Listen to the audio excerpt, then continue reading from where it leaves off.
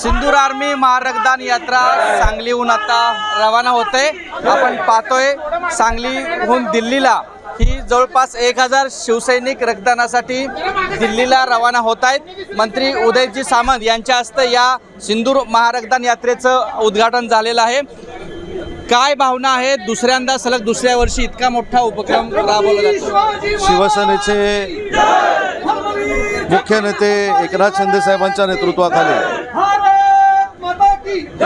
चंद्रहार पाटलांच्या नेतृत्वाखाली देशातला हा पहिला असा उपक्रम आहे की एका राज्यातनं हजारो पैलवान दिल्लीकडे कूच करत आहेत आणि तिथे रक्तदान सैनिकांसाठी करणार आहेत। आज अनेक आमचे माजी सैनिक या ठिकाणी उपस्थित आहेत जे आता सैनिक म्हणून काम करत आहेत। त्यांनाही खऱ्या अर्थानं मानवंदन आहे आणि हे सातत्य चंद्रहार पाटलांनी टिकवलेलं आहे। याच्यामध्ये पूर्ण पुढाकार माननीय एकनाथ शिंदे साहेबांनी घेतलेला होता।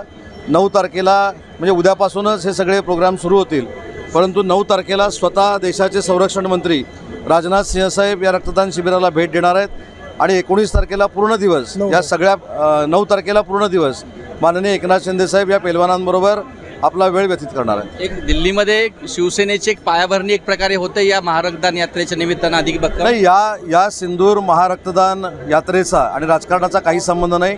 हे 100% समाजकारणावर आधारित असलेला हा प्रकल्प आहे। मागच्या वेळी हा जम्मूला झाला, यावेळी दिल्लीमध्ये होतोय।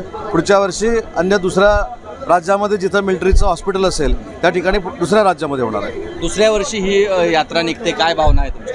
खरखर पक्षप्रमुख एकनाथजी शिंदे साहेबांच्या नेतृत्वाखाली आज उदयजी सामंत साहेब यांच्या मार्गदर्शनाखाली हे दुसरं वर्ष होते सिंदूर आर्मी महारक्तदान यात्रेचं। खरखर हा सांगली जिल्हा शिवसेनेच्या वतीनं कार्यक्रम होतोय। खरखर मला खूप अभिमान आहे।